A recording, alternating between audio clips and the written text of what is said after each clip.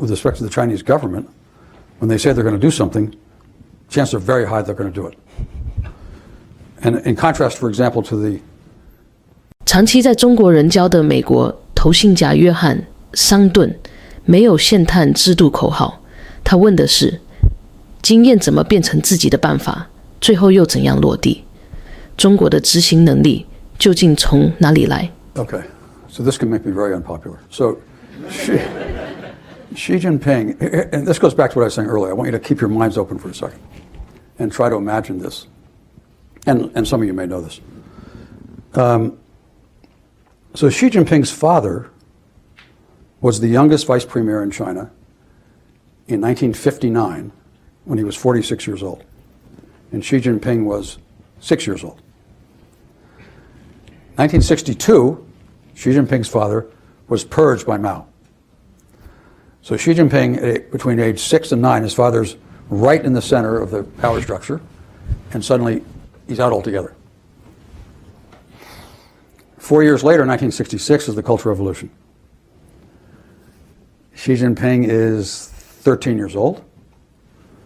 The father and the mother sent to prison. 2 years later, Xi Jinping at age 15 is sent to the countryside, sent down youth. So he lives in the countryside from age 15 to age 22.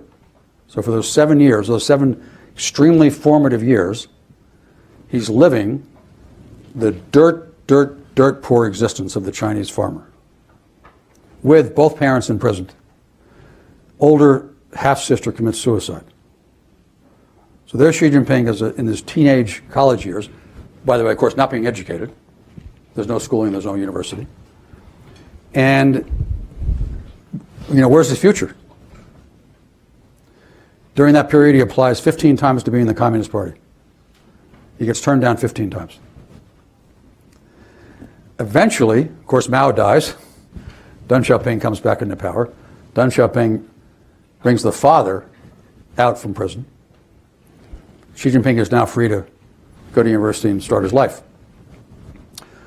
The father, meanwhile, Deng Xiaoping makes him the governor of Guangdong province. Guangdong province is the province right across from Hong Kong. And Xi Jinping's father is the individual who goes to Deng Xiaoping and says, we should make this a special economic zone, an experiment with market economics. So his father is the individual who goes to Deng Xiaoping and says, that's the kind of the first spark of the reform and opening period. Later on, when Deng Xiaoping essentially removes Hu Yaobang from power, and then Tiananmen Square happens, Xi Jinping's father is the only one of that generation who tells Deng he's wrong. And he gets banished again. So I want you to think about the sort of the strength of character of somebody who goes through what I just described and comes out the other side of it pretty much intact, stays in the system, rises up to the position he's in. I have 4 children, the youngest of whom is a sophomore in university. This past semester, he had a course on the Cultural Revolution. And the final paper was, write a paper on what you think the impact was on the sent-down youth of the Cultural Revolution. And so my son interviewed 6 or 7 sent-down youth, half of whom are living in this country and half of whom are living in China. And of course, in his paper, he basically says, look, you can't generalize for 17 million people on the basis of talking to 7, but these are what these 7 people told me. And then he says, it's interesting to speculate, what was the impact on the sent-down youth of those sent-down youth who stayed in the system and got to the top of the system, like Xi Jinping? And my son says the following things in his paper, which I agree with. He says, the first thing is, if you're Xi Jinping, when he says our single highest priority is to improve the lives of the ordinary people, when he says that, this is a deeply felt personal, emotional comment. This is not a conceptual comment. And this is not, any of the U.S. leaders in my lifetime, none of them live that life. And so when they talk about improving the lives of ordinary Americans, this is an intellectual concept. They believe it to more or less extent. For Xi Jinping, this is a highly personal comment. That's number one. The second one is, if you live through the insanity of the Cultural Revolution and you're a leader of China, priority 1 through 5 or 1 through 10 is social and political stability. So those two things, to me, are the most defining characteristics of this person. The third one being Xi Jinping's desire for China as a country to reestablish itself, remembering that in 18 of the last 20 centuries, China was the world's largest economy. It's only in the last 2 centuries, 19th and 20th, where it wasn't so. So in the Chinese mind, they're reestablishing the norm. They're not sort of in Graham Allison's phase, coming into a pre-existing system and upsetting it. So one of the things then that I think it would be helpful for us to understand is, what are the policies that he's implemented and why? Listen, those of us who have ever run anything know plans are one thing, execution is another. Execution is the whole thing. So my advice to you, the Chinese, would be, if you're going to hold yourself out as believing in these things, I mean, who's against any of these things? Who's against world peace? Who's against harmony between man and nature? Who's against common prosperity? Nobody. 10 out of 10 people. There's nobody in this room who's going to be against any of these things. So that's not the issue. The issue is, are you actually going to do what you say you do? And if you don't, you're going to suffer the same negative blowback that countries like the United States get when they were seen as being hypocritical.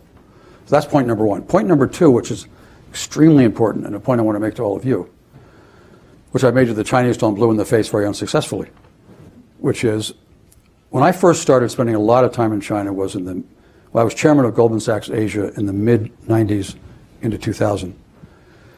At a point in time when the Chinese system was just starting to open up, and they were just starting to put state-owned enterprises into Western markets, and Zhu Rongji was the premier, or vice premier, then premier, and he was a very unusual person, and he really cared about getting this right, and I happened to be there, and I was very senior, so I was in exactly the right place at exactly the right time to give him advice, in a way that'll probably never occur again, because the Chinese were so needed with advice. But one thing that struck me about them was the Chinese leadership, on almost every topic, not every topic, but almost every topic, was systematically open in the following sense. They started with the premise, there's somebody in the world who knows this topic better than we do. Let's get that somebody to Beijing. Let's drain his brain. Let's study what he had to say, see if it applies to us, refine it and customize for our circumstance, and then execute. And they did this time after time after time, which is why back in those days, you would have seen both Jiang Zemin and Zhu Rongji routinely meeting with Western CEOs, Western superb academics, Nobel Prize winners and so forth, Western head of NGOs. They met with them routinely, one-on-one, because they knew they were getting very high quality information coming in from people who didn't work for them, and good information was coming back the other way. That started to stop a few years ago. That's another topic. But my point is, systematically open, except I said to them, listen, one topic you missed, which is the English language dominates the world's communication channels. And you recognize that. You literally don't participate in them at all. So the Chinese story, as it were, is told by people who are not Chinese. And guess what? They don't know the story as well. They don't tell it as well. And so it's entirely absent. And until you start to get into those channels, you're going to be at a big, big disadvantage. So when you talk about Chinese modernization, coming back to that, if you believe it, number one, you've got to deliver on it. And number two, you've got to communicate it in such a way that the external world, particularly the English language world, takes it in and believes it. And right now you're failing miserably on that count. And until that gets corrected, it's never going to solve that problem. The power configuration in the current world should not be defined as competition between China and the United States for hegemony. Rather, we witness a shift from the situation in which a single civilization dominated the globe to common prosperity of diverse civilizations. What China has inaugurated is not a Chinese century, but a century of diverse civilizations, a new era in which there will no longer be a single civilizational hegemon. And that's exactly the way the Chinese see it. As opposed to, Joe Biden says this is the century of democracies versus autocracies. Some of the funnier, more clever Chinese will say, no, it's the plutocracy versus the meritocracy. Which gets to the Chinese Communist Party. The Chinese Communist Party, the best way to think about that is the Chinese Communist Party is essentially the meritocratic elite. In the same way that if you look back through Chinese history, there was an emperor, and then there was the kind of the Mandarin class running the country. That's essentially what you have at the moment. And you don't get into the Chinese Communist Party if you're not very able. You don't get to Tsinghua University if you're not very able. 10 million kids a year take the national examinations to go to university. The top 3,000 of those go to Tsinghua University. 3,000 get admitted and 3,000 go. And so, and Tsinghua University accounts for 50% of the leadership of the country. So that the examination-based culture, which has existed for 2,000 years, still exists, and essentially, that's what drives the input into all these institutions. And so to put it in the vernacular, if you get to the top of the Chinese system, there's no chance you're not very smart and very able.